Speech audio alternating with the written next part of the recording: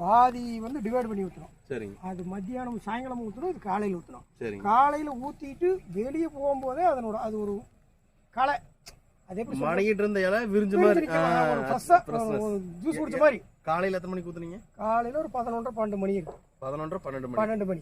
நீங்கள் சேஞ்சஸ் பார்த்தது? சேஞ்சஸ் பார்த்தது நாங்கள் மத்தியானம் சாப்பாட்டுக்கு போயில 1 மணிக்கு. அப்போ 2 மணி நேரத்தில் 2 மணி நேரம் அதான் சொன்னேன்.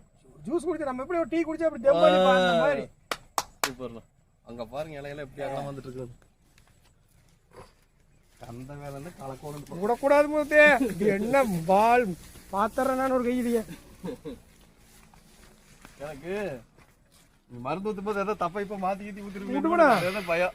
அதுதான் ஃபோன் பண்ணி அந்த எருக்கூட்டு மனம் கட்டுத்தானா எருக்கூட்டு வாசனை. இது நல்லாவே இருந்துருக்கு. நல்லா பிச்சுட்டு வந்துட்டு இருக்குது. இது பார்க்கும்போதெல்லாம் உண்மையாலுமே சந்தோஷம். காசு பணம் அடுத்தது.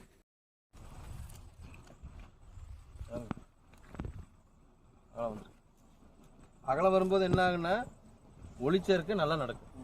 ஒரு ஸ்கொயர் ஃபீட்டில் 4 கிராம் உணவு ரெடி ஆகும் ஒரு இலையில.